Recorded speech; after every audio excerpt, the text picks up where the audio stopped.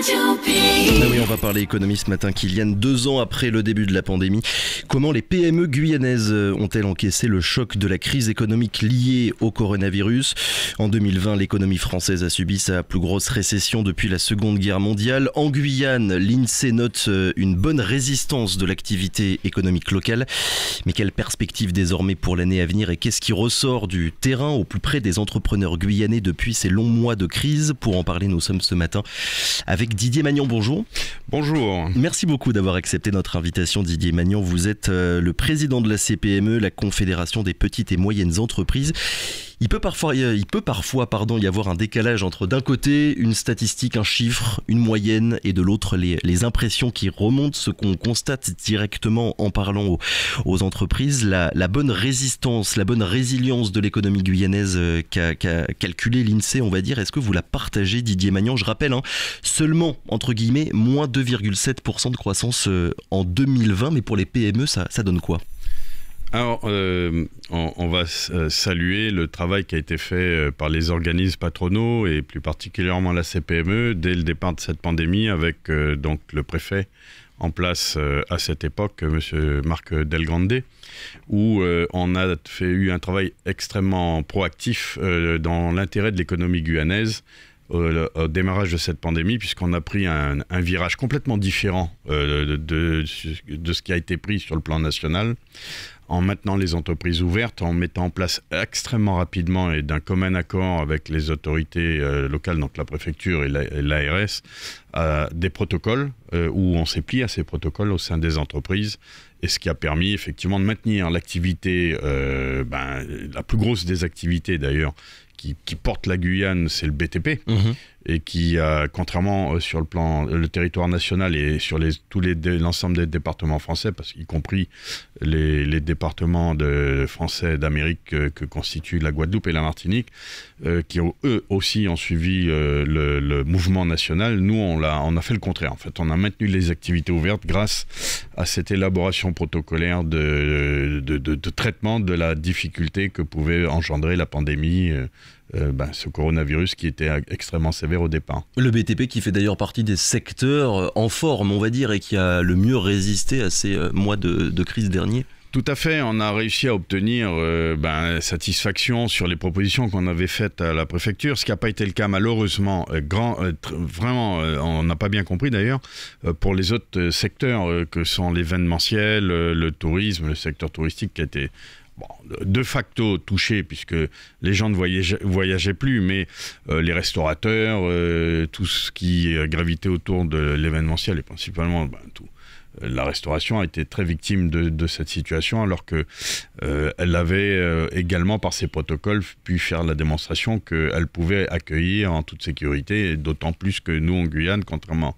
à la métropole, on a beaucoup d'espaces ouverts, et donc peu propices à ce qu'on attrape la maladie comme c'était le cas en métropole. Mais aujourd'hui, Didier Magnan, en février 2022, après quasiment 2 ans de crise sanitaire et d'économie et de crise économique, comment se portent les PME guyanaises ? Si on ne prend pas en compte les quelques grosses entreprises guyanaises, je pense notamment au spatial, mais évidemment à beaucoup d'autres, si on se concentre uniquement sur les PME, c'est quoi un peu ce qui ressort de ce que vous voyez directement ? Mais le tissu économique guyanais est quand même relativement fragile, ce qui a été quand même aussi un peu salvateur, c'est les mesures qu'ont prises le gouvernement pour accompagner cette pandémie, ce qui a permis effectivement de passer cette crise de façon pas sereine, puisque c'est quand même, on est tous en proie à des difficultés, la situation est quand même pas merveilleuse.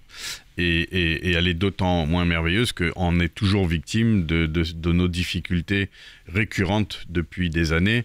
C'est le service apporté au monde économique, les administrations qui mettent toujours trop de temps à décider, à instruire, à accompagner. Donc ça a toujours été, ça s'est même aggravé avec le coronavirus d'ailleurs, malheureusement. Et donc ça, les entreprises sont fortement pénalisées par cette non prise en compte du service qui devrait être optimum apporté au monde économique. On reviendra. Et il est d'autant plus violent sur les communes rurales de la Guyane. On reviendra sur cet accompagnement justement des entreprises dans quelques minutes. Ce qu'il faut aussi dire et rappeler, Didier Magnan, c'est que les chiffres qu'on a donnés ne tiennent pas compte de l'activité informelle. L'informel, le secteur informel, on va dire, c'est le grand gagnant de ces 2 dernières années en Guyane.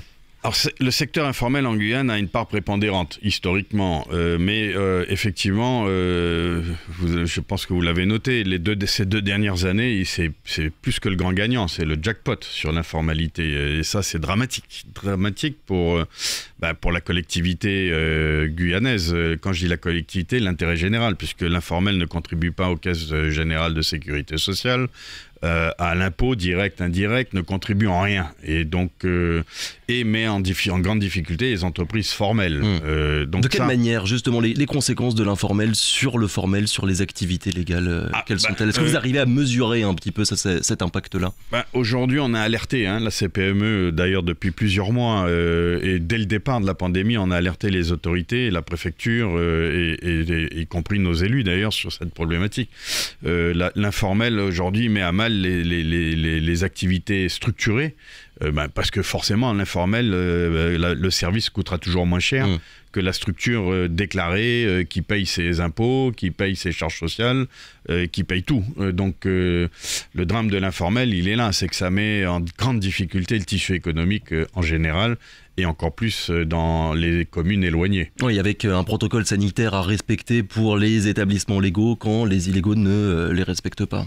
En plus, tout à fait. Et ce qui est quand même fort de café, puisque aujourd'hui, on a fermé, par exemple, très souvent les restaurateurs ou l'événementiel, et la part de l'informel dans ce secteur-là était déjà prépondérant, mais alors aujourd'hui, il est majoritaire, ce qui est dramatique. Et aucune mesure de protocolaire n'est respectée, contrairement aux réceptifs déclarés et en règle. Ça représente quoi d'ailleurs, puisqu'on est en train de parler un petit peu chiffres, ça représente quoi les petites et moyennes entreprises en Guyane? Combien de personnes, combien d'entreprises?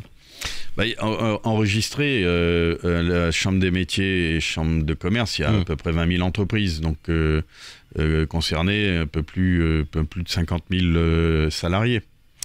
Alors, on l'a dit, on a commencé à le dire, il y a eu des mesures exceptionnelles pour maintenir les entreprises à flot face à l'impact de la crise sanitaire. Je ne vais pas tous les lister parce qu'il y en a quand même beaucoup. J'aimerais qu'on s'arrête uniquement sur la question des PGE, les prêts garantis par l'État. Il y a le président de votre organisation de la CPME nationale, François Asselin, qui a demandé que le remboursement de ces PGE soit étalé sur 10 ans au lieu de 6. C'est nécessaire à vos yeux au regard de la trésorerie des PME guyanaises? Aujourd'hui, ça serait un signe de relâchement de tension sur les entreprises au niveau de leur trésorerie, c'est clair. On est en proie à des difficultés de trésorerie, mais ça c'est historique à la Guyane, puisque les retards de paiement sont conséquents sur le territoire. Le traitement des situations des entreprises est très pénible en Guyane. À cause de quoi ? Je pense qu'il n'y a pas une prise de conscience de l'acteur public de la nécessité d'accompagner le secteur économique qui est créateur de richesses, d'emplois. Et surtout en Guyane, on en a besoin de création d'emplois. Vous avez 95 000 jeunes qui sont aujourd'hui scolarisés. Il faudra trouver une réponse très rapidement à la sortie de ces jeunes. Il faudra leur donner un emploi. Donc aujourd'hui, je pense que les collectivités et l'administration en général devraient comprendre que l'entreprise est un des maillons forts de la structuration de la société, et il est impératif de les accompagner par un service qui soit optimum et qui soit en permanence proactive derrière dans les réponses apportées au monde économique. Est-ce qu'il faut s'attendre, Didier Magnan, à ce que dans les mois qui viennent, des entreprises, beaucoup d'entreprises en Guyane mettent la clé sous la porte?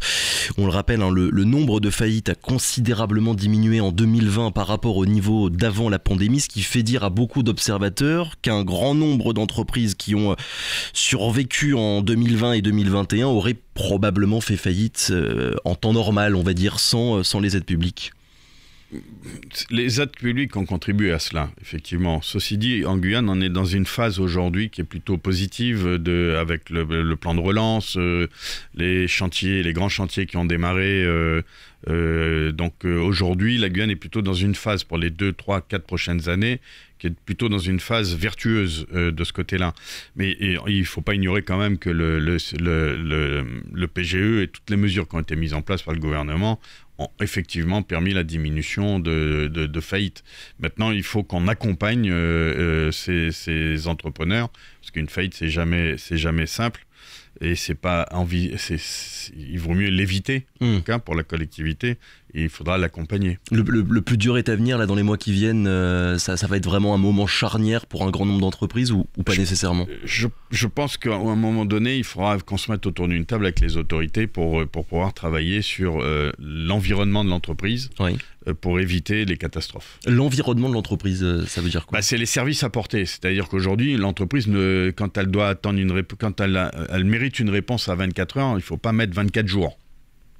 Donc une rapidité, encore une fois, notamment des administrations. Du traitement de l'ensemble des dossiers qui gravitent autour du monde économique par les collectivités et par les administrations. Vous avez commencé à dire quelques mots sur le plan de relance. Il y a les services de l'État justement qui ont communiqué sur ce point il y a quelques jours.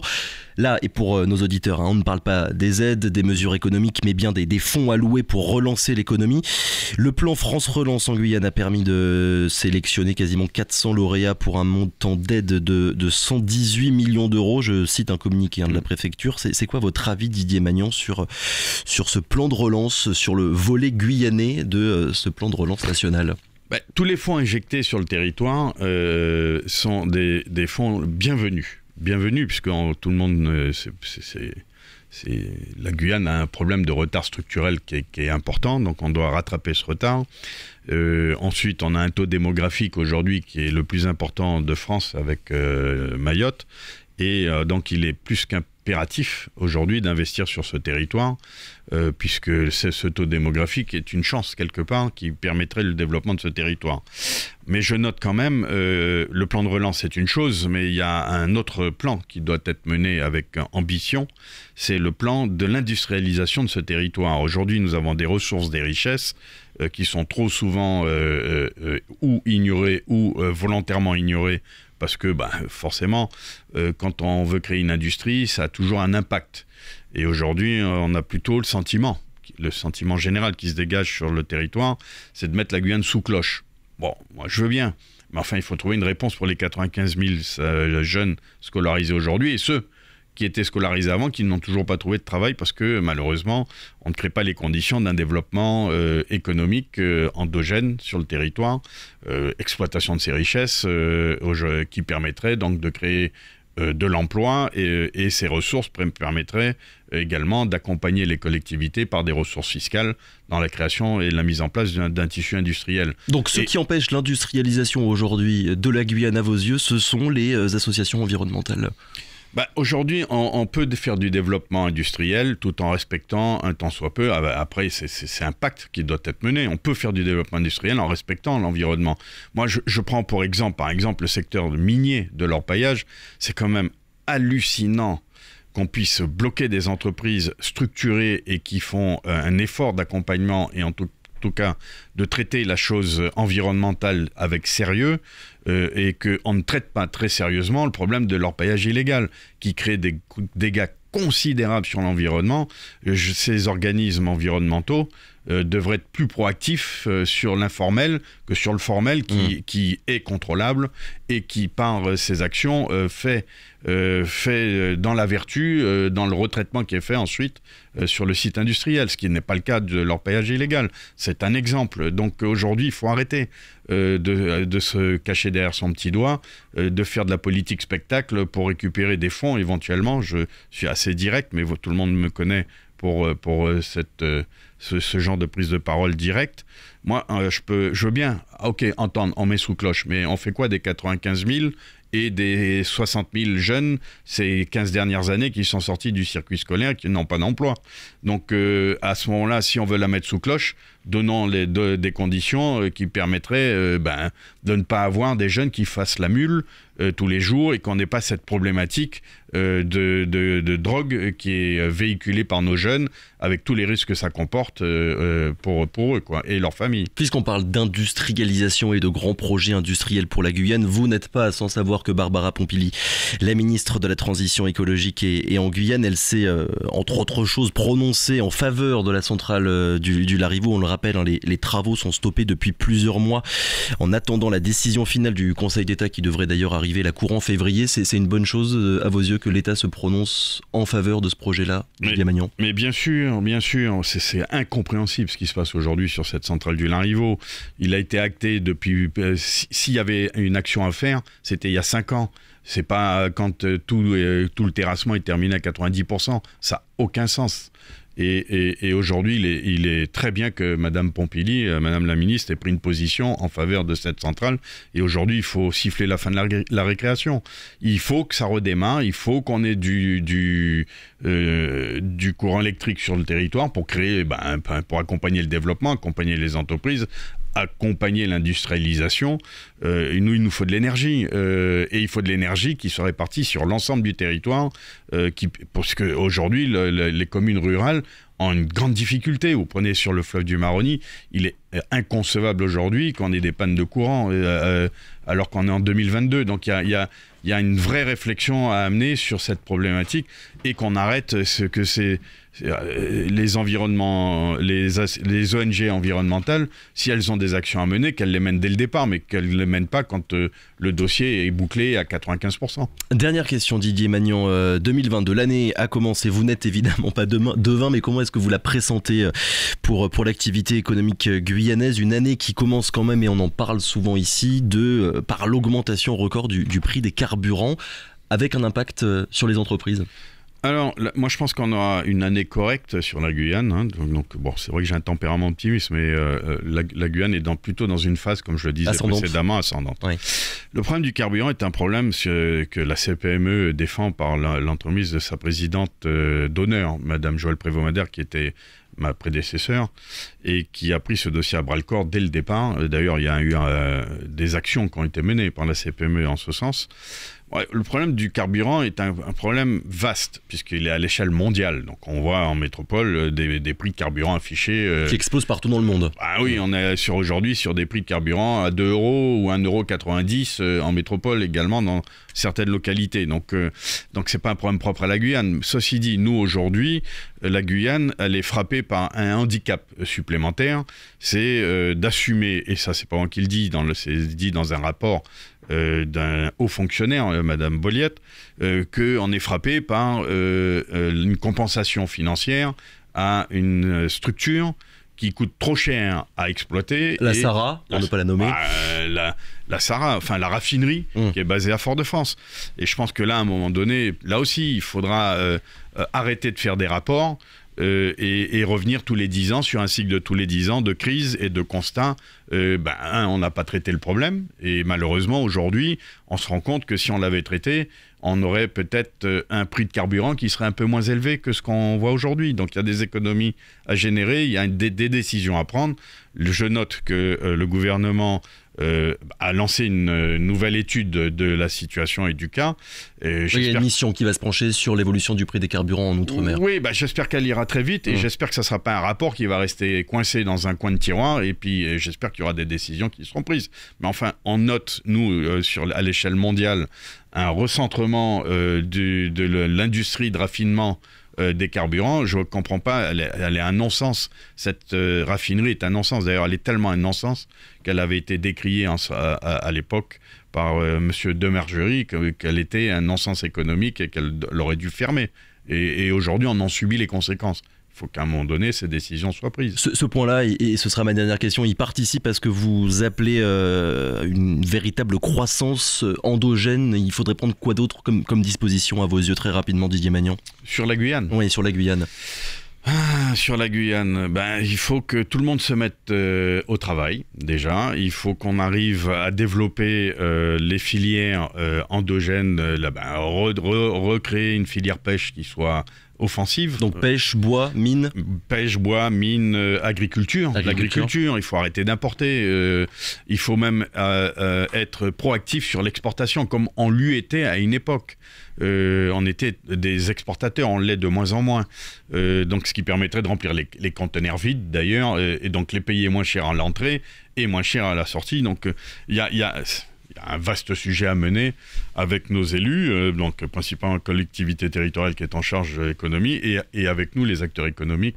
Il faut qu'on se mette autour de la table très vite au travail et qu'on soit ambitieux sur nos futurs projets économiques. La Guyane ambitieuse, et pour qu'elle se remette à exporter de nouveau. Merci beaucoup Didier Magnon d'avoir été avec nous ce matin. On le rappelle, vous êtes le président de la CPME, la Confédération des petites et moyennes entreprises. Merci encore, bonne journée. Radio Pays.